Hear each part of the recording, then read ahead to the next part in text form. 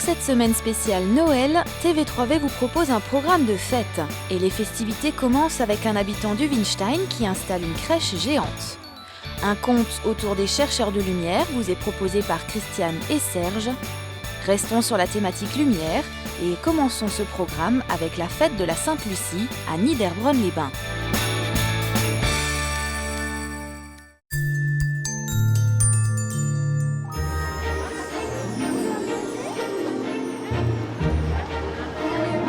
Le 13 décembre, on fête la Sainte-Lucie. Patronne de la vue et de la lumière, Sainte-Lucie est célébrée par les enfants de Niederbronn-les-Bains. Au pied du sapin, place de la mairie, ils se rassemblent, munis de lampions, pour entonner quelques chants de Noël.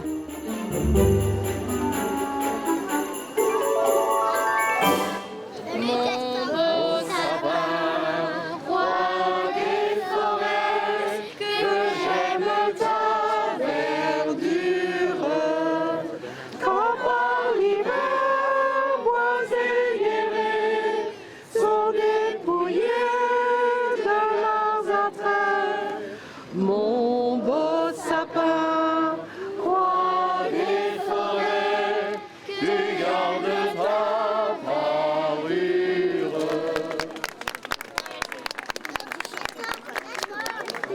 Si Papa Noël, quand tu descendras du ciel, avec tes jouets par milliers.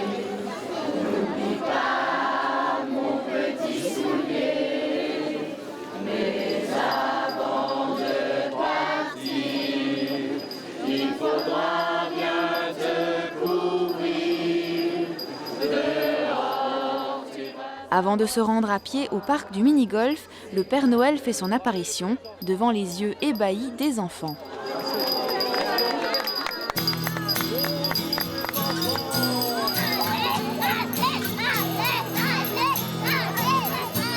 Pour finir cette fête en beauté, la ville de Niederbronn-les-Bains, en partenariat avec la régie, puisque Sainte-Lucie est également la patronne des électriciens, lâche une centaine de lanternes célestes, un symbole de chance et d'espoir.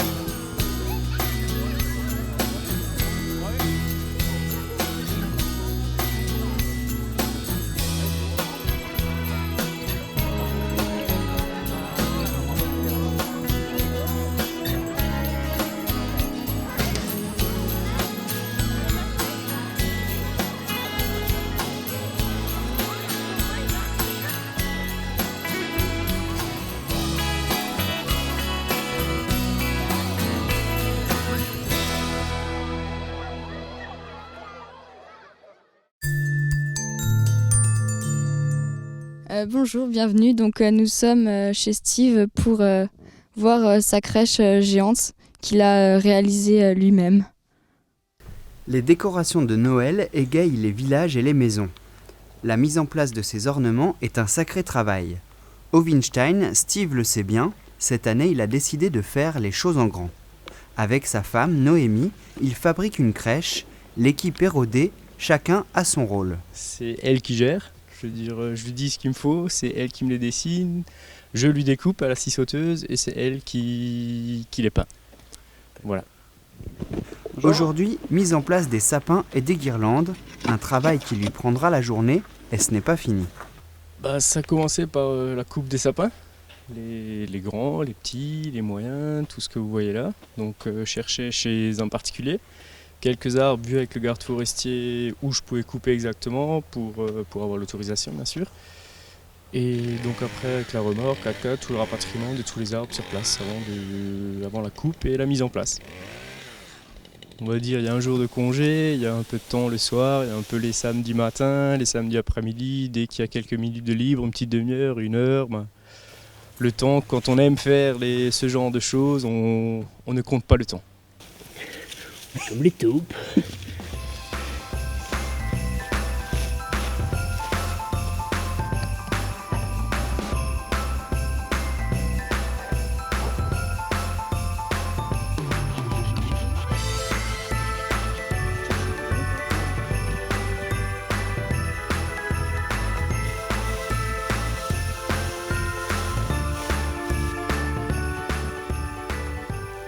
L'an passé, la crèche était plus petite, certains éléments ont été repris, d'autres rajoutés. À la tombée de la nuit, dernier réglage des lumières.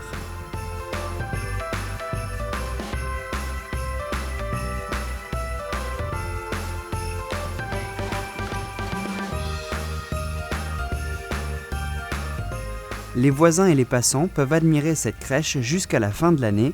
L'an prochain, elle sera encore plus grandiose.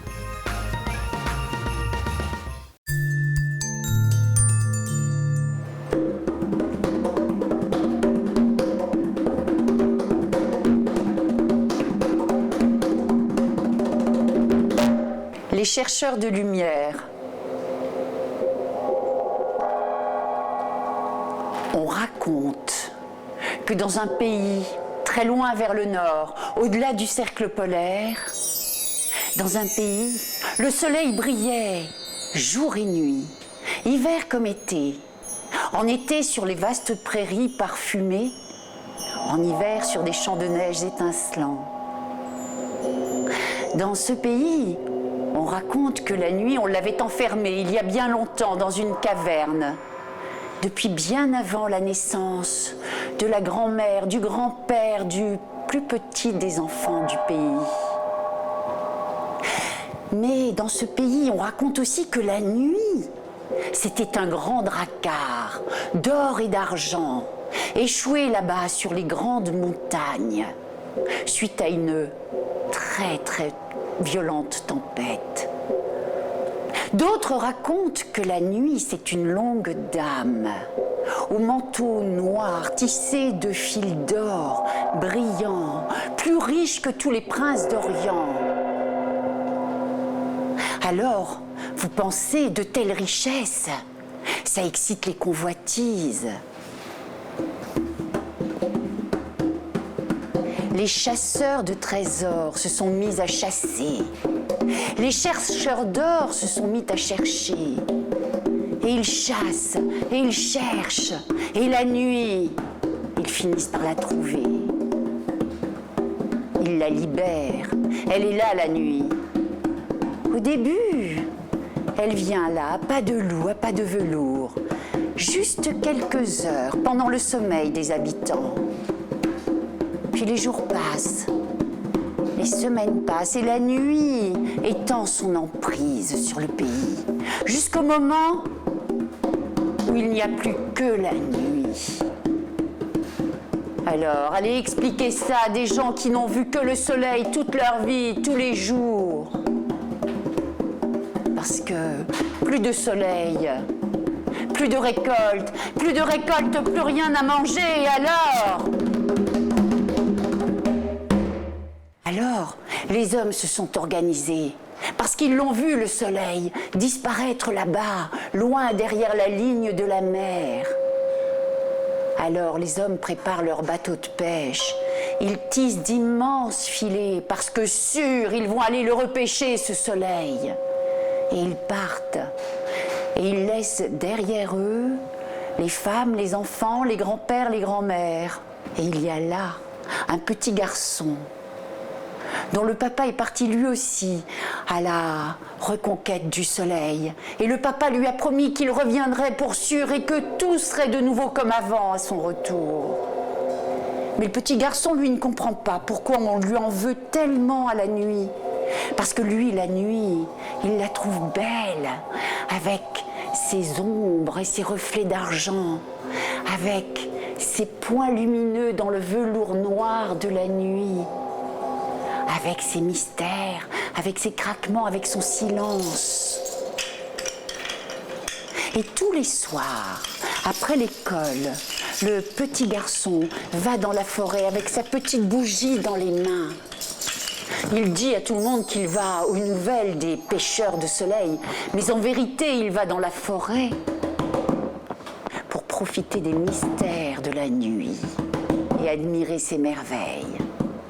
Et ce soir-là, comme d'habitude, il est sorti. Et il est là, en admiration devant les immenses sapins recouverts de neige qui brillent sous la lumière argentée de la lune.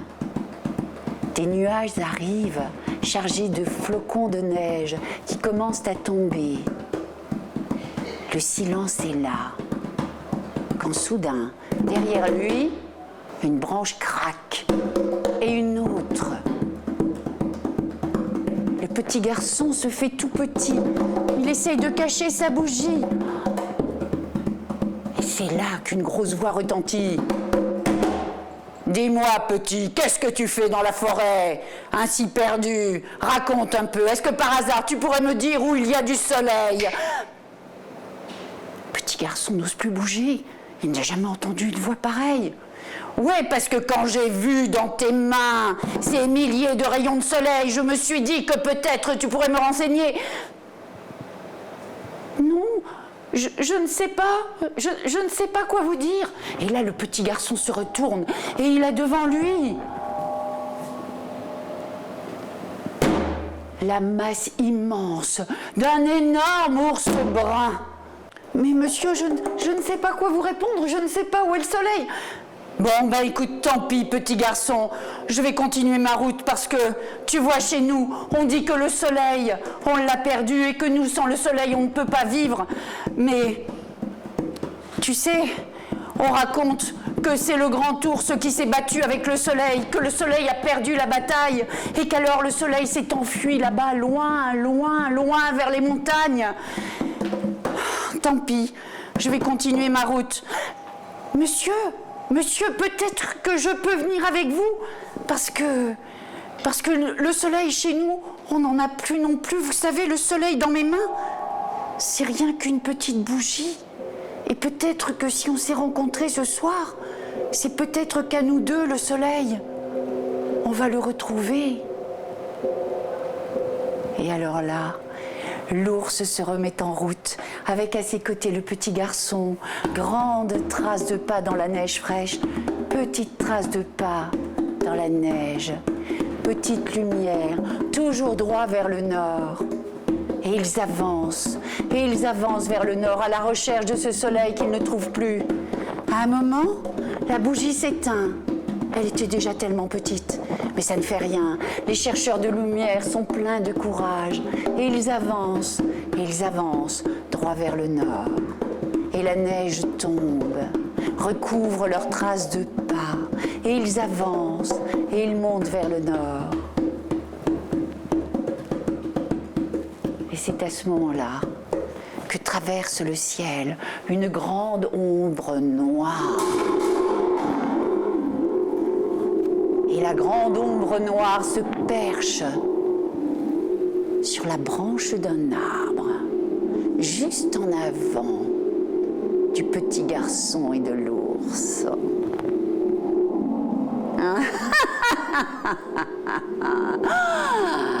Un ours et un enfant, comme c'est touchant. Je me demande bien ce que vous faites dans la grande forêt du grand maître du Nord. Excusez-nous, mais nous sommes justement à la recherche du grand maître de la forêt du Nord parce qu'on voudrait qu'il nous aide à retrouver le soleil.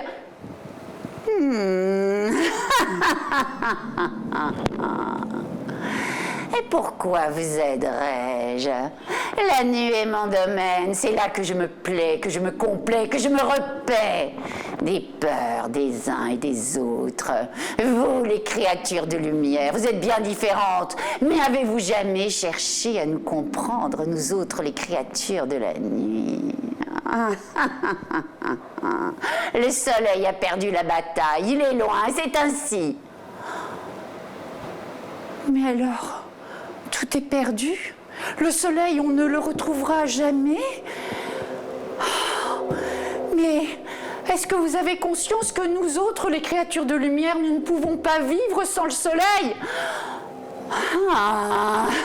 Ne me regarde pas comme ça. Vous avez perdu, c'est ainsi, on ne peut pas avoir tout ce que l'on veut dans la vie, je te l'ai dit, pendant la nuit je me sens libre, je n'ai aucune raison de t'aider. Bon, alors nous allons retourner, nous allons continuer quand même à chercher, mais nous allons tous... Il existe peut-être une solution, voyez-vous. Vous allez marcher jusque là-bas, les grandes montagnes de l'Est. Mais pendant votre chemin, pendant votre périple, il vous faudra vous compter toutes les étoiles du ciel. Et peut-être qu'alors le soleil, vous le retrouverez. Mais on ne peut pas faire ça. Ce que tu nous demandes, c'est impossible. Compter toutes les étoiles du ciel. Tu verras bien. Peut-être que cette forêt n'est pas une forêt comme toutes les forêts. Et chut, l'ombre s'envole. Et on voit ce tableau étrange de l'ours qui attrape le garçon sur son épaule. Et l'ours marche dans la neige. Et le garçon sur son épaule regarde le ciel et compte. 1, 2, 3, 4, 5, 6, 7, 8, 9, 10. Et l'ours marche. Et le garçon compte. Et les paupières du garçon sont de plus en plus lourdes. Et les pas de l'ours sont lourds. 1956, 1957, les paupières du garçon tombent.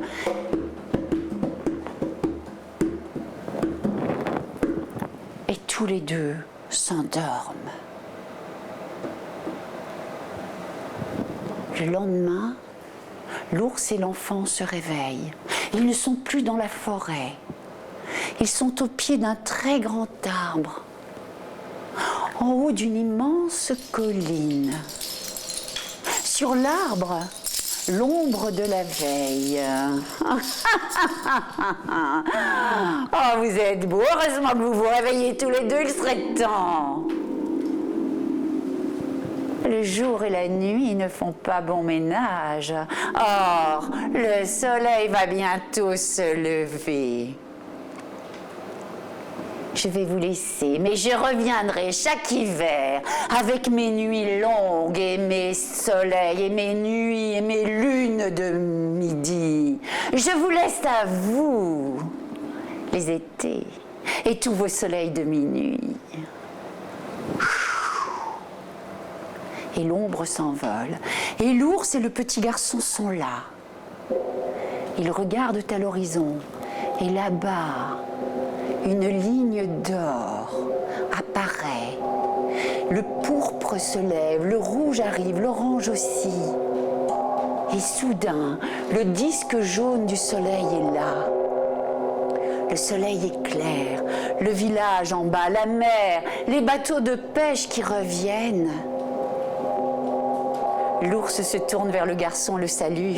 Je te salue, petit garçon, toi qui m'as redonné espoir avec ta petite bougie. Et l'ours repart là-bas vers les montagnes des trolls et des ours savants. Le garçon, lui, descend vers le village où il est accueilli avec bonheur. Et c'est depuis l'histoire de l'ours et du petit garçon que chaque année, dans les pays du Nord, on allume des bougies en souvenir du retour du soleil. Et c'est comme ça que les chercheurs de lumière reviennent chaque année.